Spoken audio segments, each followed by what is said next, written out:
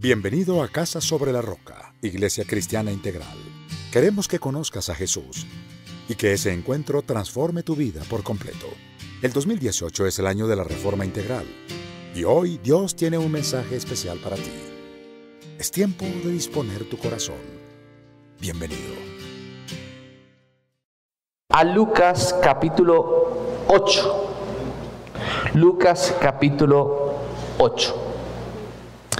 Hemos venido trabajando temas por meses. Cada mes trabajamos un tema guiados por el Espíritu Santo, y el tema de este mes es sembrar lo adecuado para poder recoger lo esperado. A veces sembramos una cosa y esperamos recoger otra. En la vida nosotros crecemos, un evento no nos hace crecer. Tal vez un evento nos lleva a tomar decisiones, pero realmente lo que nos da crecimiento es un proceso, una constancia, el vivir perseverantemente buscando al Señor. Cuando necesitamos ayuda, no podemos quedarnos solamente con un evento. Tenemos que continuar un proceso para poder ver ciertos resultados. Entonces, dígale al que tiene a su lado, dígale, cada uno recoge lo que siembra.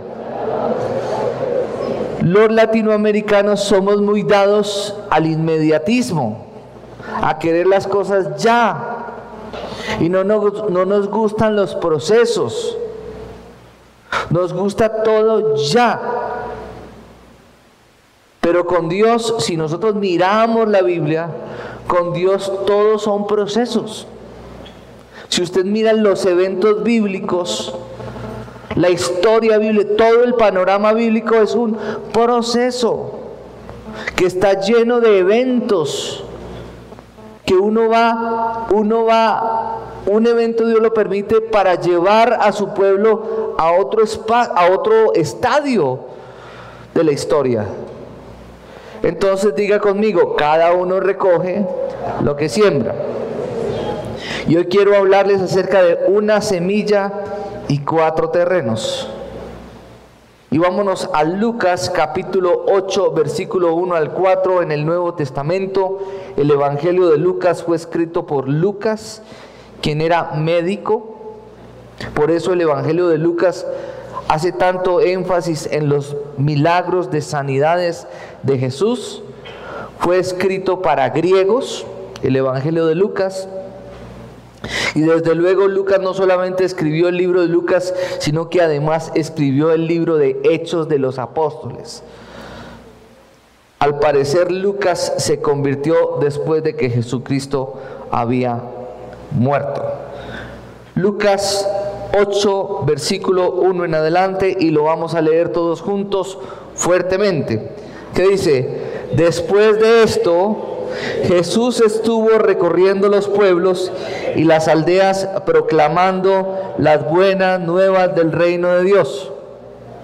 Lo acompañaban los 12 y también algunas mujeres que habían sido sanadas de espíritus malignos y de enfermedades. María, a la que llamaban Magdalena, y de la que habían salido 7 demonios. Juana, esposa de Cusa, el administrador de Herodes, Susana y muchas más lo ayudaban con sus propios recursos. Vemos claramente que Jesús estaba acompañado con personas que para nosotros hoy no serían dignas de estar al lado de Jesús. Pero todos nosotros tenemos nuestro pasado y el Señor nos ha redimido, y en su gracia Dios borra nuestro pasado y nos da la oportunidad de ser perdonados para poder seguir a Jesús, sin que ese pasado sea tenido en cuenta como un tropiezo para la obra de Dios, sino más bien como un testimonio de lo que Dios hace en la vida de cada creyente que se arrepiente.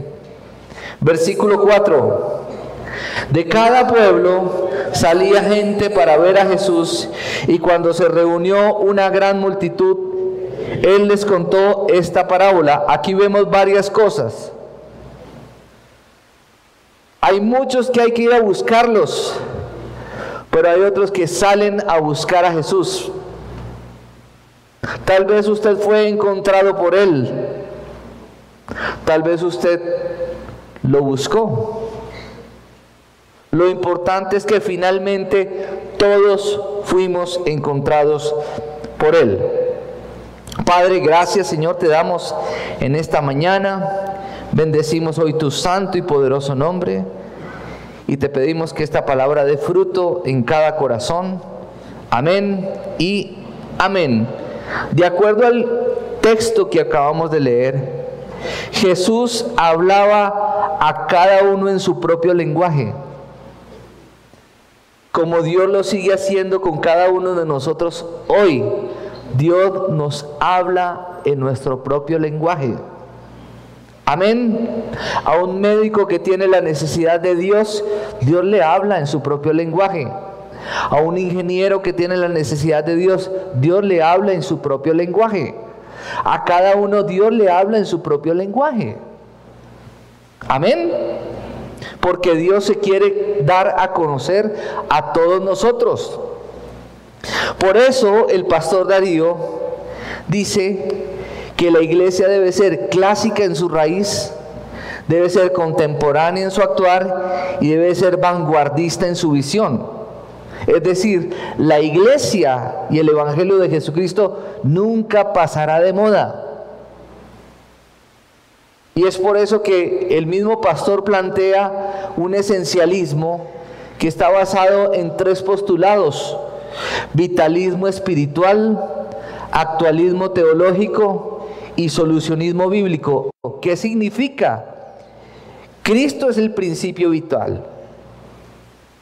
La iglesia tiene que reformarse constantemente y la gente encuentra la solución en sus problemas ¿en qué? En la Biblia. Diga, el hombre de hoy necesita respuestas de hoy. Y la misma palabra dice, el cielo y la tierra pasarán, pero mis palabras jamás pasarán. ¿Por qué? Porque Cristo es el mismo ayer, hoy y por los siglos de los siglos.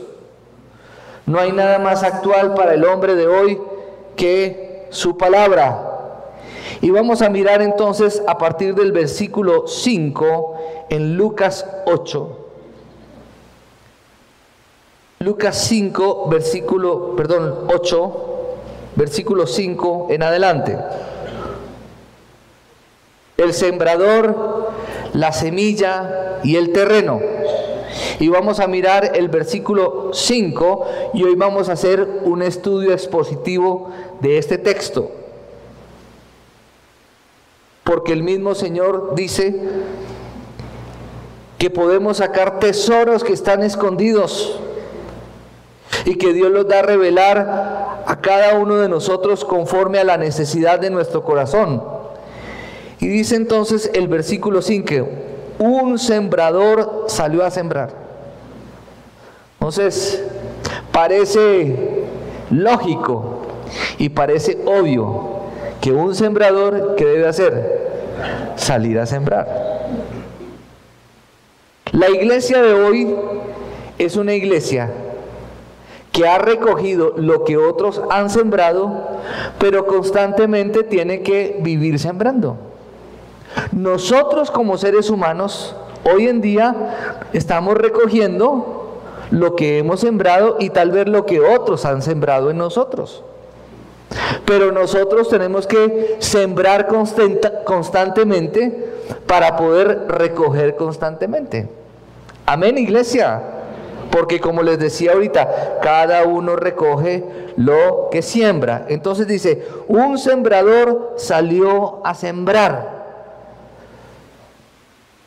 Y dice, al esparcir la semilla, una parte cayó junto al camino, fue pisoteada, y los pájaros se la comieron. Entonces, ¿qué hace el sembrador con la semilla?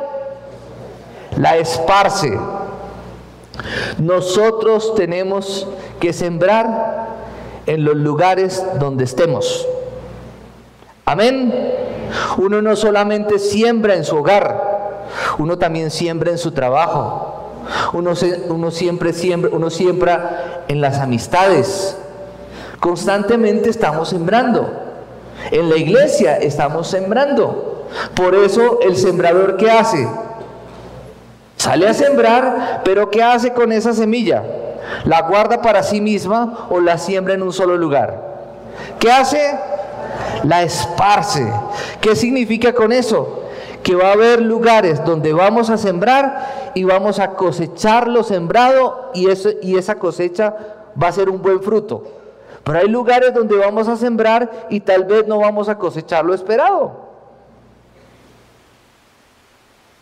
¿Qué dice entonces? Dice, una parte cayó junto al camino, fue pisoteada y los pájaros se la comieron.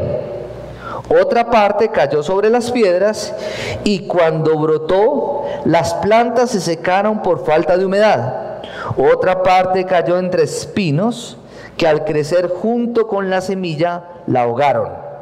Pero otra parte cayó en buen terreno, así que brotó y produjo una cosecha del 100 por 1. Nosotros constantemente debemos esparcir la semilla de la fe. Constantemente los cristianos debemos sembrar el bien. Amén. La Biblia dice en Proverbios que debemos tener cuidado con lo que estamos sembrando, que no debemos sembrar cizaña, que no debemos sembrar enemistades, que debemos sembrar siempre lo correcto, dando a conocer el Evangelio de Jesús, sembrar amor en otros y dando a conocer la redención del hombre pecador. Entonces, se habla de 4 terrenos. ¿Cuáles son esos 4 terrenos? Junto al camino. ¿Qué pasó cuando la semilla se siembra junto al camino? Fue pisoteada y los pájaros se la comieron. La Biblia dice que Jesucristo es el camino. Nosotros a veces creemos que podemos andar con Cristo fuera del camino. No, Él es el camino. ¿Qué dice el Señor? Que si tú y yo andamos en Él, que es el camino, obtendremos bendición. Pero hay muchos que aún viniendo a la iglesia, siguiendo a Jesús, que es el camino, no están en el camino de Jesús. Porque sus obras, sus acciones, evidencian lo contrario. Y la Biblia dice que separados de Él, nada podemos hacer. Otro terreno, dice, sobre piedras. Sobre piedras. ¿Qué significa sobre piedras? Que alcanza a tener retoño, pero se seca por la falta de humedad. En espinos, maleza. ¿Y qué hace la maleza? Ahoga la semilla. Muchas veces nosotros sembramos junto al camino, sembramos sobre piedras, sembramos en espinos, o tal vez nuestro corazón ha sido espinos, nuestro corazón ha estado endurecido, o nuestro corazón ha estado distraído. Y por eso la semilla de la palabra no ha dado el fruto que Dios esperaba. Y habla entonces de un buen terreno. ¿Cuál es el buen terreno? Dice entonces en el versículo 8, pero otra parte cayó en buen terreno, así que brotó y produjo una cosecha del 100 por 1. ¿Qué significa esta parábola? Hay una sola semilla y 4 terrenos. ¿Qué significan los terrenos? El corazón de cada persona, la disposición de cada persona a seguir al Señor y qué hace con esa semilla que ha sido sembrada.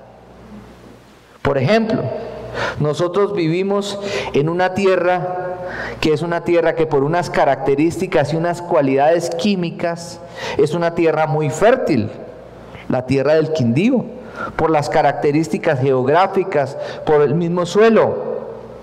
Pero usted puede sembrar la misma semilla en esta tierra fértil, pero usted puede correr el riesgo de que esa semilla no dé fruto. ¿Cierto? ¿Por qué? Porque ¿qué pasa si usted no prepara el terreno? ¿Qué pasa si usted no lo abona? ¿Qué pasa si usted no cuida la semilla? Y así mismo pasa con nosotros, con la semilla de la fe. La semilla de la fe ha sido sembrada en cada corazón, pero cada uno de nosotros somos responsables si esa semilla da fruto o no da fruto. Amén. Nosotros no podemos seguir viviendo de la fe de nuestros padres, de la fe del vecino, de la fe de la tía evangélica, de la fe del primo. Ore usted que usted Dios sí lo escucha. No, cada uno de nosotros debemos desarrollar nuestra fe y nuestra relación con Dios. Muy bien, ¿qué significa esto?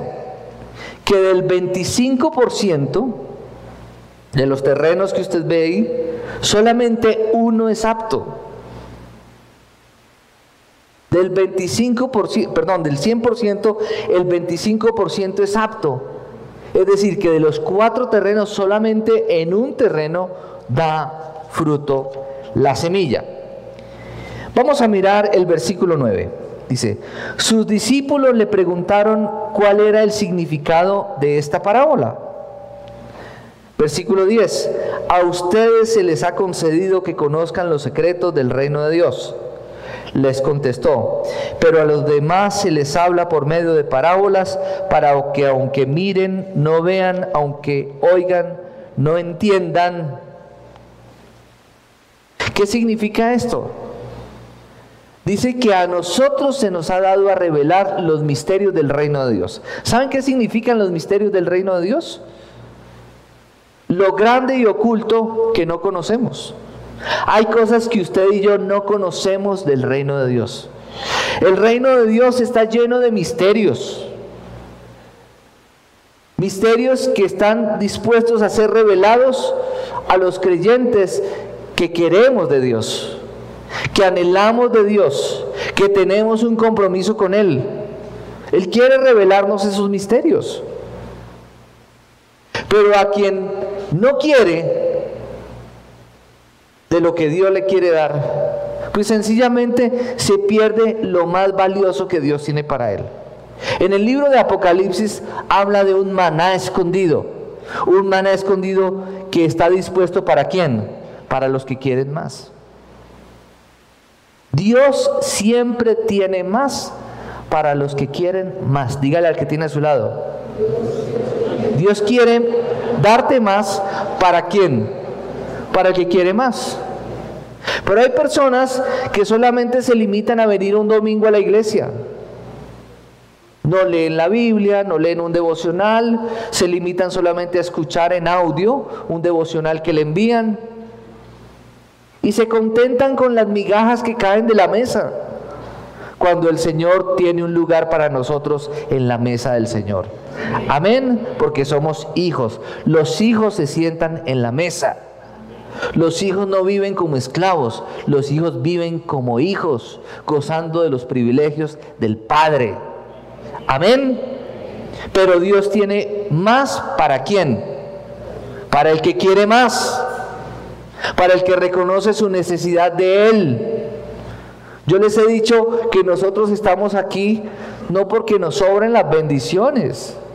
Nosotros estamos aquí y buscamos a Dios, ¿por qué? Porque lo necesitamos a Él. Y aun cuando todo esté resuelto, siempre lo vamos a necesitar a Él. Amén. Eso es lo que nos hace personas dependientes de Dios y nos hace bienaventurados delante de Él, porque reconocemos nuestra necesidad. La Biblia habla de parábolas y hay muchos ejemplos de parábolas, no solamente en el Nuevo Testamento, sino en el Antiguo Testamento. ¿Qué es una parábola? Es una narración, es una especie de historia corta o un cuento breve donde intervienen siempre seres humanos. En la parábola vamos a encontrar preguntas, en la parábola vamos a encontrar protagonistas que razonan, sienten, hablan, deciden y actúan. En las parábolas vamos a encontrar verosimilidad que se fundamenta en la cotidianidad de la vida. Dios nos habla a veces por parábolas, pero hay personas que no quieren profundizar, por lo tanto simplemente leen por encima y no tienen la posibilidad de encontrar los misterios de su reino porque no están dispuestos. En las parábolas el Señor nos muestra que hay un mundo simbólico y hay un mundo real. La parábola siempre nos lleva a la reflexión. Y vamos a continuar entonces con el versículo 9 en adelante. Perdón, vamos con el versículo 11. Versículo 11. Dice: este es el significado de la parábola. La semilla, ¿qué es? La palabra de Dios. Diga, la semilla es la palabra de Dios. Generalmente, cuando la palabra de Dios es sembrada en nosotros, esa palabra que ha sido sembrada en nosotros no da fruto inmediatamente. Yo personalmente, cuando era adolescente, la semilla fue sembrada en mi corazón. Y tal vez mi corazón era pedregales, porque la semilla no dio fruto. Generalmente en cada uno de nosotros hemos tenido un proceso en nuestra vida cristiana. Hay algunos que la semilla ha sido sembrada hace muchos años y esta es la hora que todavía no ha dado fruto. ¿Por qué? Porque hay una sola semilla y hay 4 terrenos. ¿Y cuál es el terreno apto para que esa semilla dé fruto? Un corazón dispuesto a obedecer a Dios. Amén. Y es la misma semilla. Muchas personas hoy en día se quejan porque a este sí y a mí no. Porque este sí le va bien en la iglesia y a mí no. ¿Por qué? Porque no nos examinamos el corazón. Porque es la misma semilla, pero tal vez tu corazón no está dispuesto. Porque hay orgullo, porque hay altivez, porque no estás dispuesto a buscar ayuda, porque te encerraste en tus mismos problemas, porque simplemente te acostumbraste a vivir como has vivido hasta ahora, pero Dios quiere darte algo más. Versículo 12. Entonces, primero, la semilla es la palabra de Dios. Diga conmigo, la semilla es la palabra de Dios. Pero ¿qué dice el versículo 12? Los que están junto al camino son los que oyen, pero luego viene el diablo y les quita la palabra del corazón, no sea que crean y se salven. Entonces, hay personas, vuelvo y le digo, hay personas que su palabra ha sido sembrada. Jesús es el camino. Nunca están en el camino, sino que viven fuera del camino. ¿Y qué pasa con esas personas? ¿Qué pasa? Oyen la palabra de Dios, pero luego viene el diablo y les quita la palabra del corazón, no sea que crean y se salven. ¿Qué significa eso? Que esas son personas que sembraron sobre la arena. Edificaron sobre la arena, se limitaron solamente a escuchar la palabra, pero como no están en el camino, sino que están junto al camino, esa palabra nunca dio fruto en ellos. ¿Por qué? Porque no están dispuestos a ponerla en práctica. Tal vez la palabra de Dios, que es efectiva, que es eficaz, que sus promesas son grandiosas y magníficas, dice la palabra de Dios, que sus promesas son sí y amén en Cristo Jesús.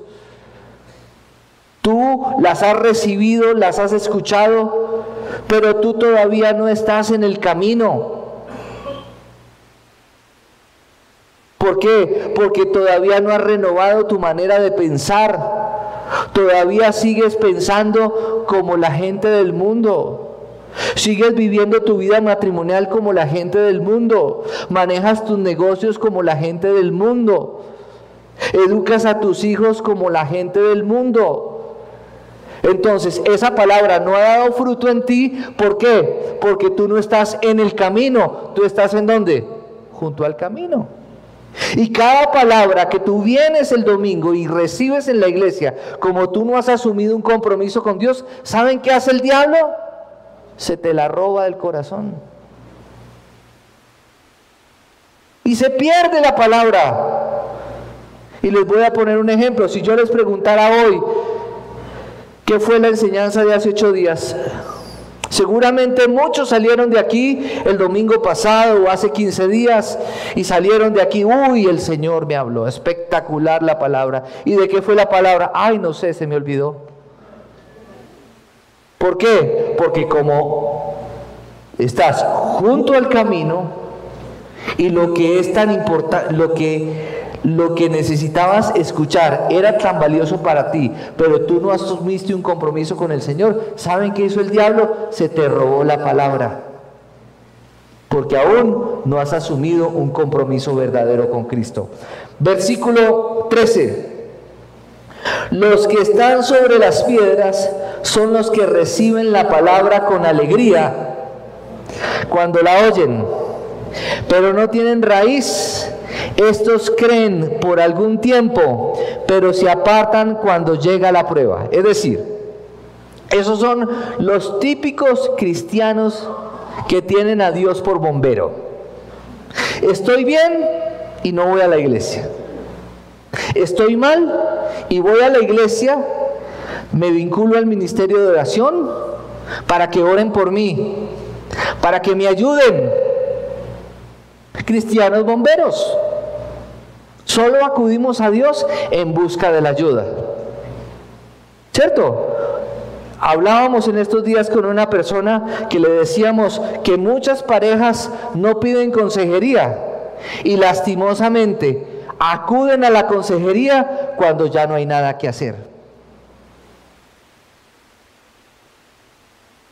Muchos hoy en día, llenos de orgullo y de altivez, no buscan ayuda, son autosuficientes, creen que están actuando correctamente, están guiados por su propio corazón, no buscan orientación, no buscan ayuda, ni siquiera buscan a Dios. Pero cuando viene una crisis o una prueba, buscan a Dios y están recogiendo lo que han sembrado. ¿Y qué dice con respecto a esas personas que la semilla ha sido sembrada en pedregales? Dice, estos creen por algún tiempo. Ustedes, les voy a poner el ejemplo. Han hablado de Dios a una persona y la persona es feliz. Ay, hábleme de Dios. Y usted le habla de Dios y le parece muy bonito. Inclusive le dice, ay, venga, oremos. Ay, ore por mí. ¿Le ha pasado a usted? ¿Conoce gente así? Hay personas que le dicen, pastor, óreme. Óreme. ¿Sí? Ay, sí, óreme. Ay, venga, hábleme de Dios. Pero esa persona le gusta que le hablen de Dios, pero ¿saben qué pasa? Le entra por aquí y le sale por acá. Yo me acuerdo, tuve unos amigos muy queridos hace unos años. Tenían un noviazgo que se la pasaban peleando, tenían relaciones sexuales, vivían agarrados, terminaron yo no sé cuántas veces. Y nosotros éramos cristianos junto con mi esposa y eran amigos nuestros y hablábamos de ellos y les hablábamos de Dios y les encantaba que les habláramos de Dios. Pero esa semilla simplemente caía en sus corazones, pero no daba fruto. ¿Por qué? Porque su corazón estaba endurecido por el pecado. ¿Será que hoy nuestro corazón está endurecido por el pecado? Que oímos la palabra de Dios y nada pasa en nuestra vida. Dice, creen por algún tiempo, pero se apartan cuando llega la prueba. Son aquellas personas que vienen, reciben la palabra, tienen una prueba e inmediatamente ¿saben qué hacen? Cuestionan a Dios. ¿Por qué si estoy buscando a Dios, por qué me pasan estas cosas? ¿Por qué si con Dios las cosas son perfectas, me pasan estas cosas? Y empiezan a cuestionar a Dios. Entonces, pasan ellos de estar en el banquillo, porque todos finalmente estaríamos en el banquillo por nuestro pecado, que la paga del pecado era la muerte, pero la dádiva de Dios es vida eterna en Cristo Jesús, y ponen a Dios en el banquillo. Y la Biblia dice que nosotros no podemos contender con nuestro Hacedor. Versículo 14. La parte que cayó entre espinos son los que oyen, pero con el correr del tiempo los ahogan las preocupaciones, las riquezas y los placeres de esta vida. ¿Y qué pasa? Y no maduran. ¿Qué es sembrar sobre pedregales? Perdón, sobre espinos. ¿Qué significa? Sembrar en maleza es un corazón que no está dispuesto a erradicar las cosas que no le convienen para su vida. ¿Y qué pasa? La Biblia dice que la maleza y el trigo crecen al mismo tiempo. Y van a haber muchas cosas en nuestra vida en donde nosotros no tomamos decisiones radicales y esas cosas nos van a apartar del Señor.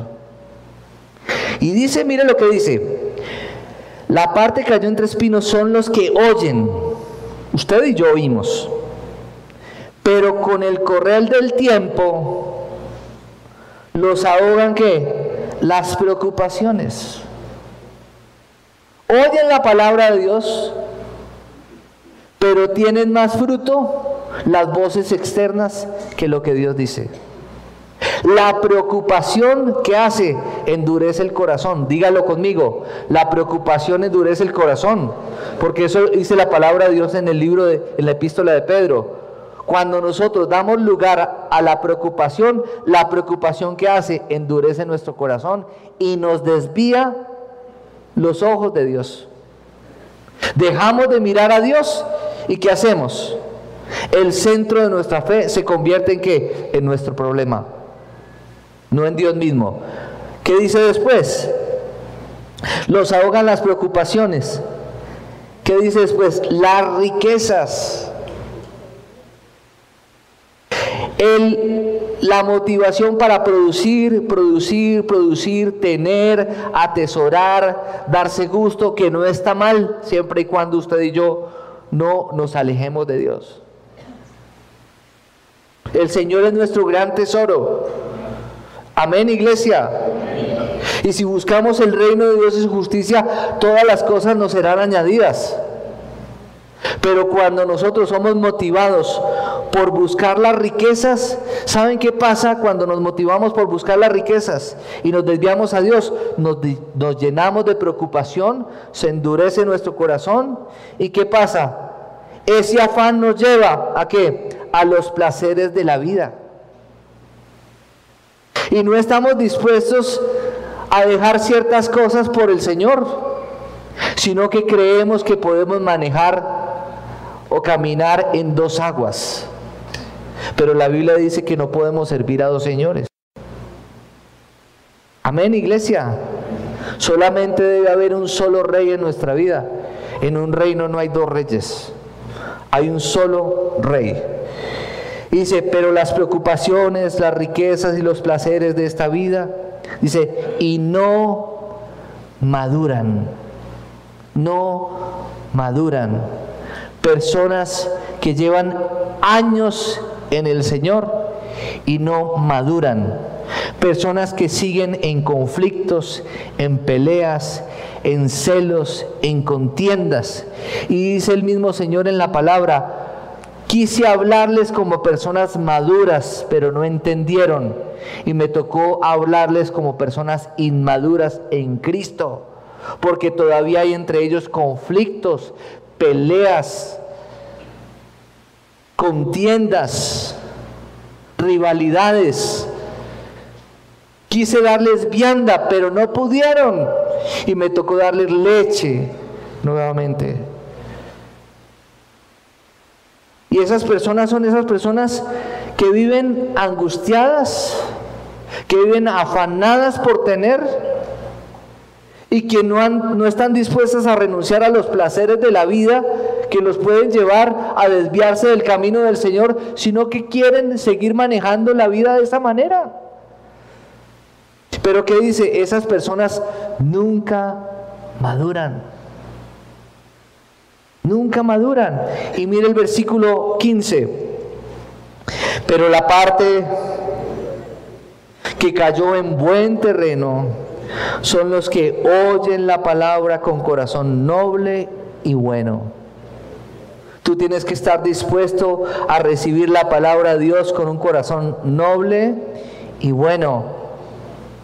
¿Y qué dice después? Y la retienen. ¿Qué significa la retienen? Esto es para mí. Esto yo lo necesito.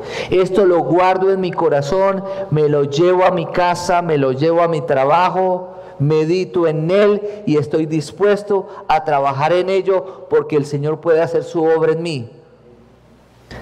Y si la retienen, ¿y qué dice después? Y como perseveran, ¿qué dice? Producen una buena cosecha. Nosotros nos centramos en la buena cosecha, pero no nos detenemos en lo que hay previo para una buena cosecha. ¿Qué hay previo para una buena cosecha, queridos? Recibir la palabra con corazón noble y bueno. Retener la palabra y perseverar. ¿Cuántas veces venimos a la iglesia y buscamos a Dios, pero no perseveramos? Terminamos siendo personas de doble ánimo. Tenemos muy buenas intenciones delante de Dios. Constantemente vivimos haciéndole promesas a Dios, pero somos fluctuantes y no perseveramos. Si no perseveramos, ¿cómo vamos a recoger? Quien siembra la semilla, si no cuida la semilla y si no trabaja en el terreno, ¿cómo va a recibir fruto, queridos? ¿Cómo vamos a cosechar fruto?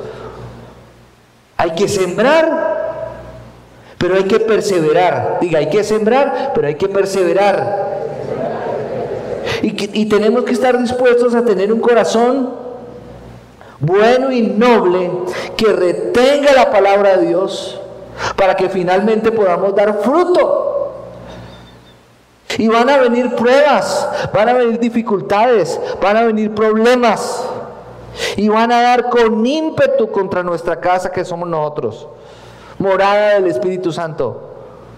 Pero no vamos a caer, no vamos a desfallecer. ¿Por qué? Porque hemos edificado sobre la roca. Porque la semilla ha sido sembrada sobre un terreno dispuesto. Dios, queridos, Dios no tiene preferidos, digan amén. Dios tiene íntimos. Y el hecho de que a un cristiano le vaya mejor que a otro no quiere decir que Dios tiene preferencias con ese. Todo radica en ¿qué? En que hay una sola semilla, pero hay 4 terrenos. ¿Cómo está tu corazón? ¿Tú eres de aquellos que recibe la palabra con un corazón bueno y noble, que la retiene y persevera para que su vida dé fruto? ¿O todavía tienes cosas sin resolver? Lo has escuchado una y otra vez que hay que perdonar y no has perdonado. Lo has escuchado una y otra vez que hay que resolver las cosas, que hay que amar al prójimo. Una y otra vez que hay que dejar el orgullo. Y lo has escuchado, pero esa semilla, ¿en dónde ha caído? En espinos, en pedregales, junto al camino. O tu corazón es un corazón noble y bueno, que retiene esa palabra, que persevera en ella y que está dispuesto a dar fruto. Yo los invito a que hoy hagamos la siguiente reflexión. Que cada vez que vengamos a la iglesia nos vayamos con un reto. Yo sé que a todos aquí nos gustan los retos. Y algunos de los hombres de aquí somos personas competitivas. Nos gusta competir, nos gusta lograr cosas, alcanzar objetivos. Que cada domingo que vengamos a la iglesia salgamos con un reto. Salgamos con un nuevo objetivo, con una nueva meta. Y que estemos dispuestos cada día. Mira, hay personas que dicen, ay pastor, es que a mí la iglesia se me volvió una rutina. Qué bueno que la iglesia cambiara esto y esto y esto y esto y esto. Seguramente hay muchas cosas que la iglesia tiene que cambiar. Y estamos trabajando para asimilar los cambios que tenemos que hacer en la iglesia con respecto a lo que Dios nos guíe en este año de la reforma. Pero te voy a decir una cosa con mucho respeto. La iglesia tiene que cambiar. Y yo soy consciente de eso como pastor de la iglesia. Pero ¿quién es la iglesia? Nosotros somos la iglesia. Queremos que la iglesia cambie. ¿Y por qué no cambiamos nosotros? La iglesia va a cambiar cuando cada uno de nosotros cambiemos. Amén. Yo les decía en una oportunidad que mucha gente está buscando buenas iglesias. Y no nos damos cuenta que las buenas iglesias las hacen los buenos cristianos. Amén. Si tú eres un mal cristiano, no te vayas a buscar una buena iglesia porque tal vez te la vas a tirar. Más bien, sé un buen cristiano y a donde tú vayas, en esa iglesia, plántate en ese lugar y allí, si tú eres un buen cristiano y recibes la palabra con un corazón noble, con un corazón bueno, retienes la palabra y perseveras en ella, en ese lugar donde te has plantado, tú vas a dar fruto. Amén, iglesia. ¿Qué tal si oramos? Padre, gracias. Gracias por recordarnos cosas que son sencillas, que a veces pueden parecer obvias para todos nosotros, pero que muchas veces las pasamos por alto porque no perseveramos en ellas. Oro, Dios del cielo, para que cada corazón de esta iglesia sea un altar de adoración y sea un terreno apto, agradable, para que la semilla de tu palabra siempre dé un buen fruto, Señor. Yo bendigo cada persona que lucha, que se esfuerza, que persevera, y cada persona que tal vez se ha esforzado por construir, por edificar una escalera, pero al subir la escalera se ha dado cuenta que puso la escalera en la pared equivocada, Señor. Hoy oramos, Señor, para que las preocupaciones, las riquezas y los placeres de este mundo no nos desvíen de ti, Señor. Oramos, Padre, para que podamos caminar en el camino de Jesús, que es en donde tenemos la verdad y es donde tenemos la vida, Señor. Un camino de libertad y un camino de plenitud, Señor. No permitas que el diablo se nos robe la palabra, Dios. Y Dios mío, Gracias porque tú eres bueno, Señor. Porque tú siempre tienes alimento de vida para cada uno de nosotros. Bendecimos hoy tu nombre, Señor. Y que a partir de hoy, cada domingo y cada vez que leamos la palabra, nos pongamos nuevos retos, Señor, para obedecerla con corazones nobles, buenos, que retenemos la palabra y que queremos perseverar en ella. Porque queremos cosechar lo esperado, Señor, pero también estamos dispuestos a sembrar lo adecuado, Señor. Bendecimos hoy tu nombre, Señor. Y gracias, Padre, porque nunca es tarde, Señor. Tu misericordia es nueva cada mañana, Señor. Y tú eres un Dios que restauras, que sanas, que redime, Señor, el tiempo perdido, Dios. Amén y amén. Sabemos que Dios llegó a tu corazón con una palabra especial. Repite en voz alta, después de mí, esta sencilla oración. Amado Jesús, te doy gracias.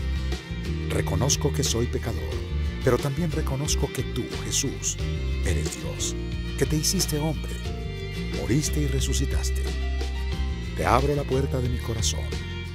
Haz de mí la persona que tú quieres que yo sea. Te recibo ahora mismo como mi Señor y mi Salvador. En Cristo Jesús. Amén. Si acabas de hacer esta oración, la palabra de Dios dice que naciste de nuevo, que eres una nueva persona. Te invitamos a dar el siguiente paso en tu proceso. Somos una iglesia de amor y queremos acompañarte y ayudarte en esta nueva vida. Ingresa a www.casarroca.org. Conéctate, crece, sirve. Seguimos en contacto.